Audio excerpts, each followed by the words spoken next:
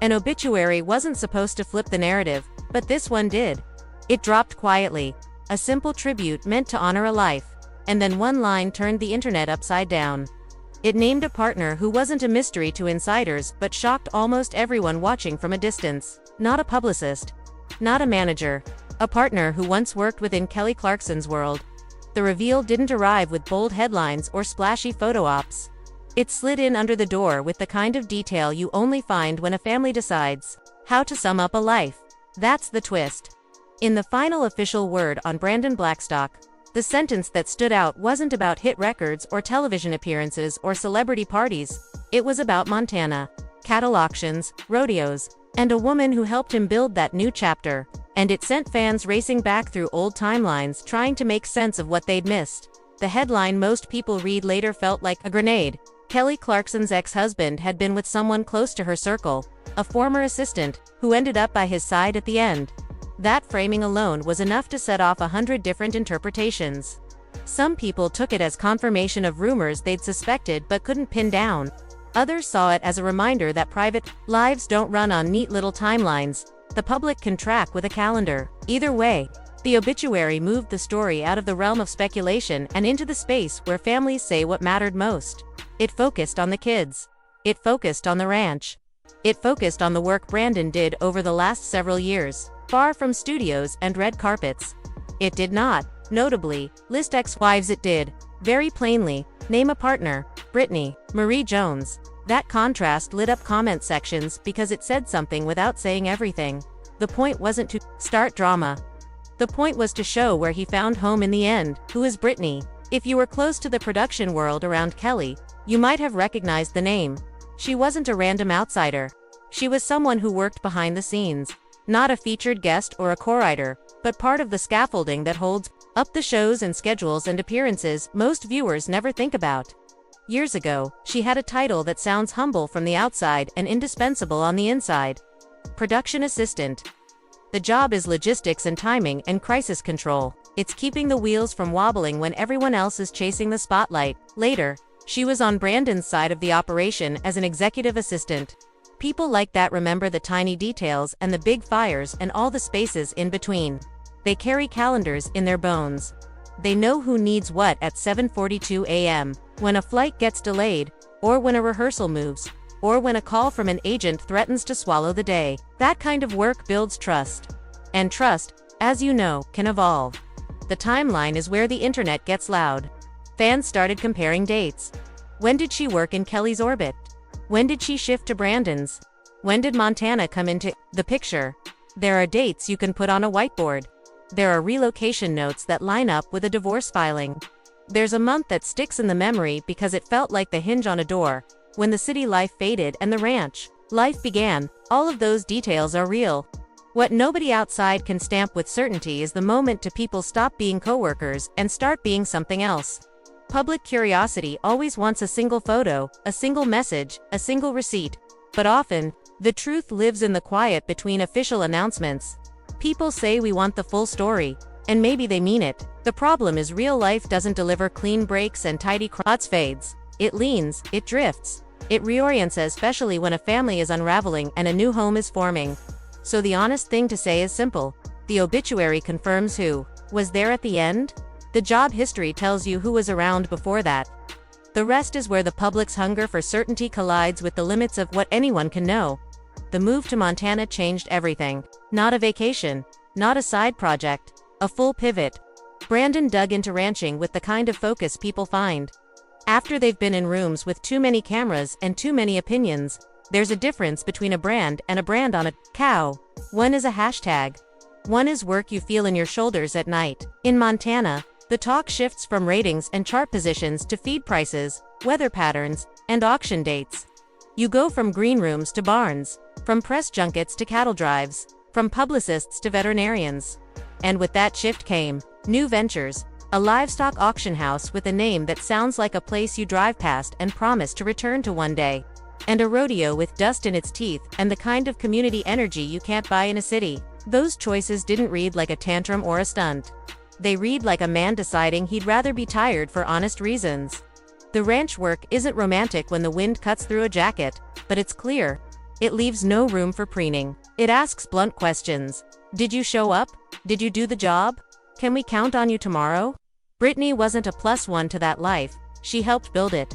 That's what the obituary spelled out in plain language. Partner in life and in business. Those words tell you the nature of the bond. Not a fling, not a footnote. Someone who knew where the keys were and where the headaches hid. Someone who could handle the paperwork for the auction house in the morning and the chaos of a rodeo in the evening. It matters, because the public often tries to frame these stories as soap operas.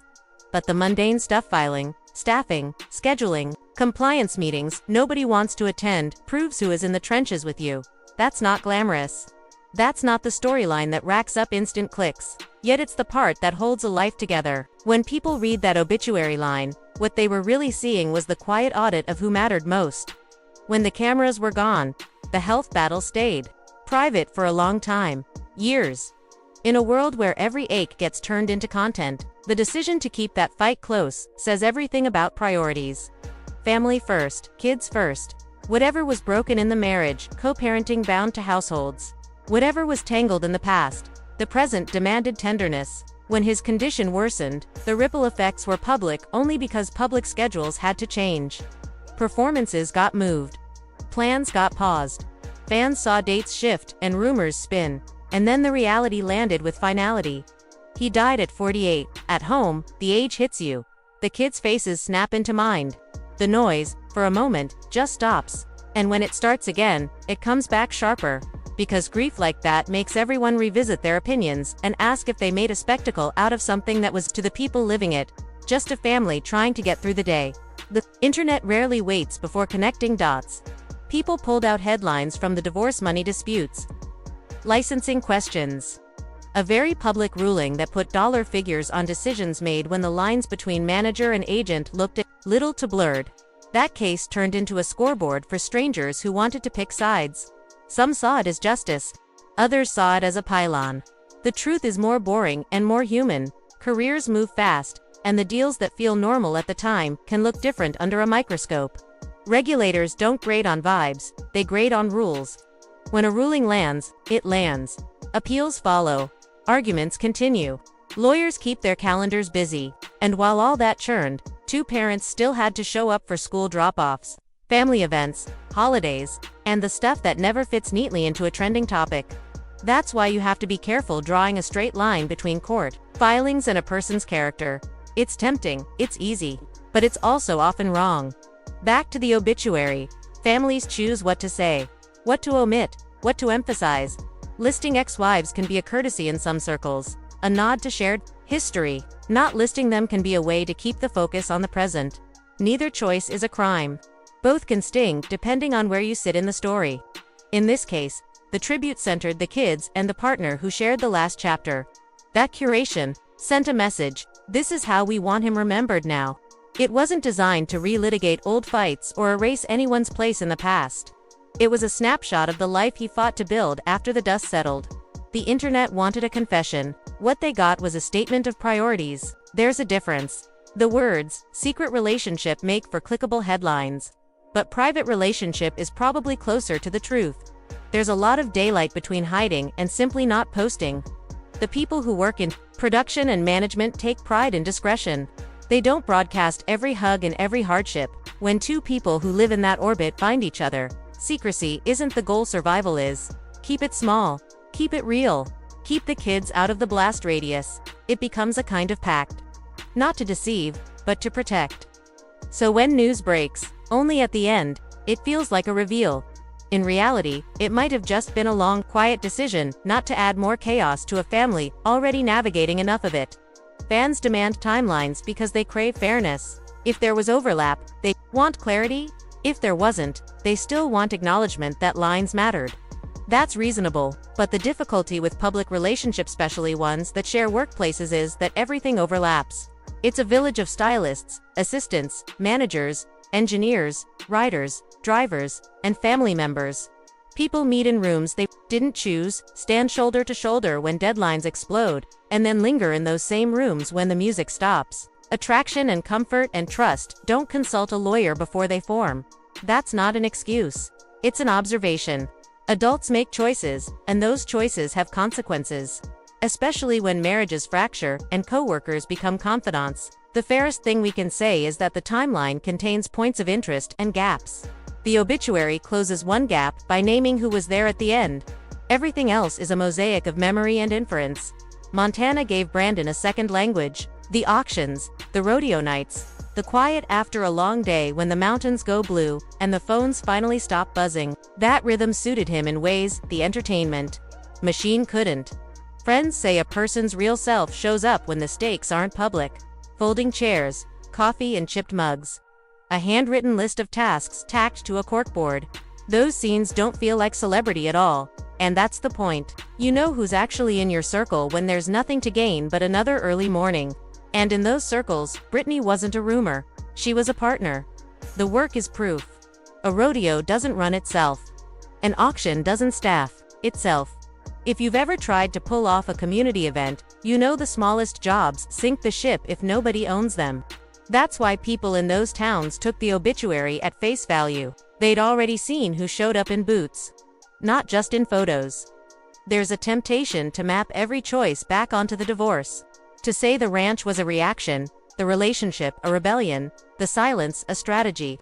The longer you sit with the story, the less that fits. Yes, the marriage ended with lawyers and ledgers, and a string of headlines that made casual observers feel like jurors. Yes, rulings and repayments became shorthand for the whole relationship, but major life pivots rarely come down to a single headline. They happen because a person hits a limit. City noise stops working. The mirror starts asking a different question, and then everything shifts: work, friends, address, and love. If you've ever moved somewhere new and felt your shoulders drop for the first time in years, you know that feeling.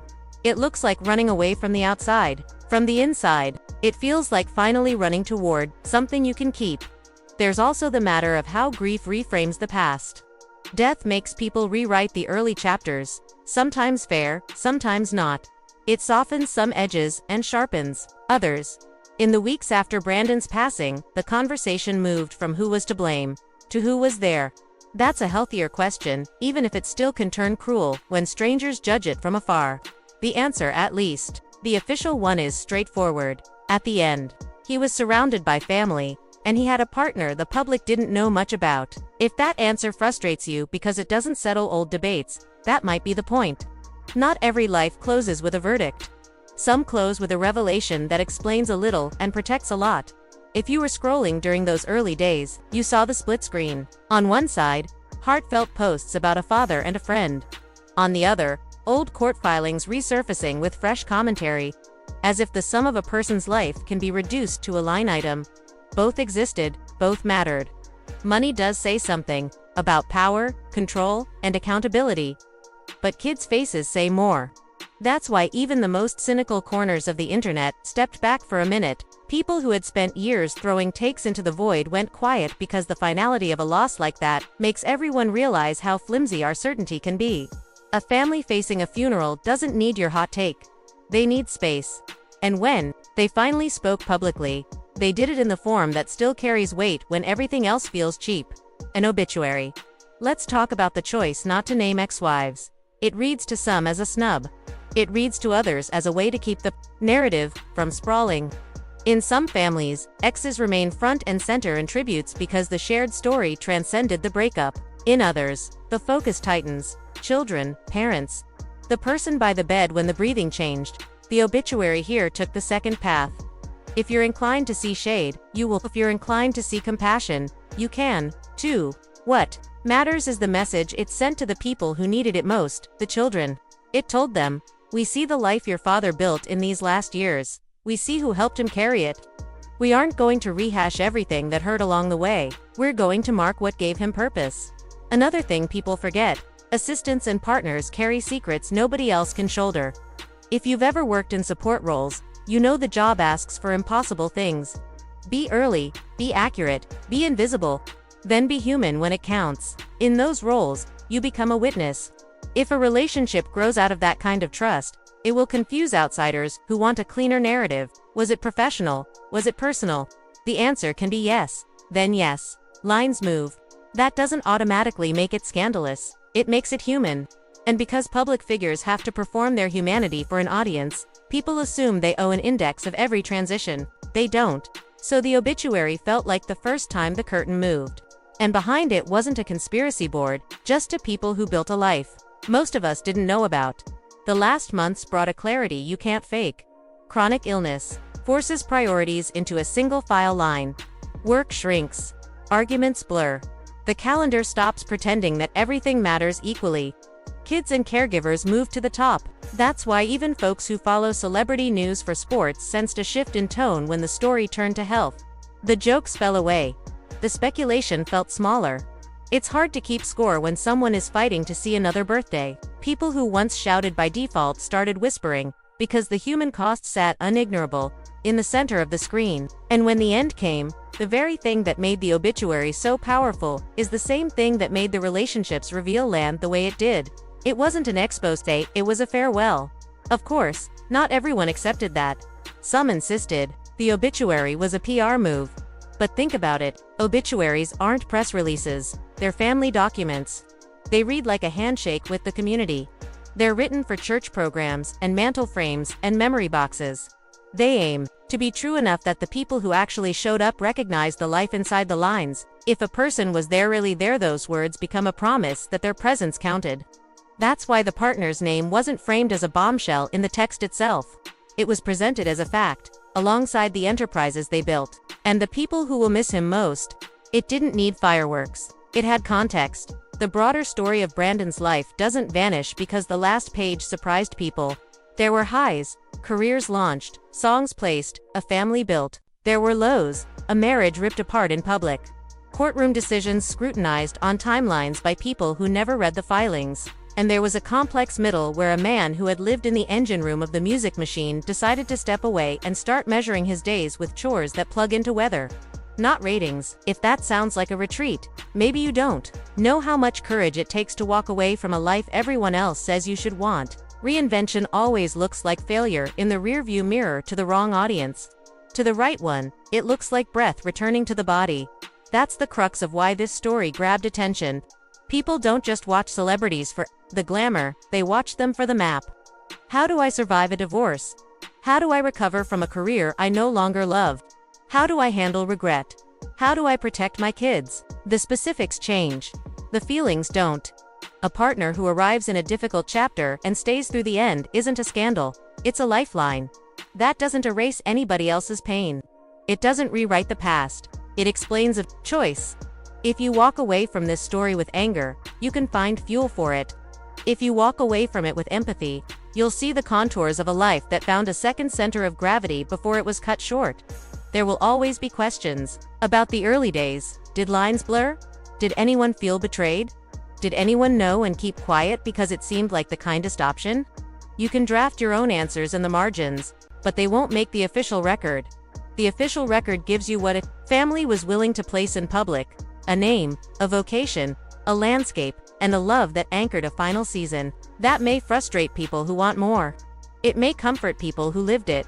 The rest of us do well to remember that most big stories we consume arrive as fragments. We piece them together with our own biases and call it truth. As for the kids, they become the point where all these narratives converge. In families that survive the spotlight, the rule is simple: make decisions that keep the children's sense of home intact. When a parent dies, that mandate intensifies. Everyone shifts around them. A partner who was part of their day-to-day suddenly becomes part of their ongoing support network. Or maybe they step back, another choice that outsiders won't get to track in real time. What we can say without guessing is that they will remember who made life run, who remembered the game schedules, who sat through school events and cooked on nights when the house felt heavy. Those are the memories that define a person more than any headline ever could. Part of why this reveal reverberated is that it collided with a fandom already rattled by the divorce and its fallout. Kelly's audience carries a protective instinct for her because of the way she has handed them her heart on stage for years. They saw the money fights and read the write-ups and etched the numbers into their reactions. So when the obituary introduced a partner with a professional history inside Kelly's world, some people felt heat rising. The urge to cast villains and saints is strong, but adults here were never cardboard cutouts. They were complicated. They were trying. They were failing and learning and doing the best they could with information nobody else had. It may not satisfy the part of you that wants a hero. It might make you think harder about how families actually bend and mend. We should also say out loud what many felt in private. There's a tenderness in knowing someone kept your secrets and carried your load when you were sick. That tenderness doesn't compete with anyone else's place in the story, it just exists. The obituary's acknowledgement gives it a shape, and for the partner left behind, it becomes a strange kind of public permission to grieve. Without that line, she would have been a friend to the outside world, an unnamed shadow at the edge of the frame. With that line, she becomes what she already was in real life, the person who helped him make it to the end with dignity. When we talk about secret relationships in celebrity culture, we picture disguises and backdoors and coded posts. This wasn't that. This was a grown man building a life in a quieter state with someone who chose the same quiet. That quiet often looks like secrecy to people accustomed to oversharing, but sometimes it's simply maturity. The internet tries to flatten that nuance with memes and hot takes. And yet, even in the middle of the chatter, you can hear the hum of a truer thing. The relief on faces in local photos where nobody is performing for millions, just living. One more thing that matters. Forgiveness rarely fits on a timeline. A marriage ends. People hurt, papers get filed. Years pass. New relationships form. When an obituary appears, the living have to make choices about how to hold the past with the present. If you're looking for a final ruling in a single paragraph, you won't find it. You will find signs of grace if you look closely. Plans paused. Children prioritized. A community thanked. A partner recognized. Those are decisions you can make even when everything else is complicated. Those are the decisions that build the kind of legacy you'd actually want people to see. So, what changes after this reveal? The internet moves on to the next headline by lunchtime, but for the people who lived it, the shift is permanent. It clarifies what they already knew privately. It protects what they want to keep. It acknowledges a love that did not need to be loud to be real. It reminds everyone watching that the end of a marriage and the beginning of another chapter can overlap in messy human ways without needing to be litigated again in the court of public opinion. And it forces a question that rarely gets asked with enough sincerity. Is it possible to hold empathy for everyone involved at once? If your instant answer is no, that may say more about the world we've trained ourselves to live in than it does about this family. The last thing an obituary offers isn't proof, it's perspective. In a culture addicted to receipts, that can feel unsatisfying. But maybe that's the lesson tucked inside this story. Not everything worthy of respect will be spelled out in swipeable slides.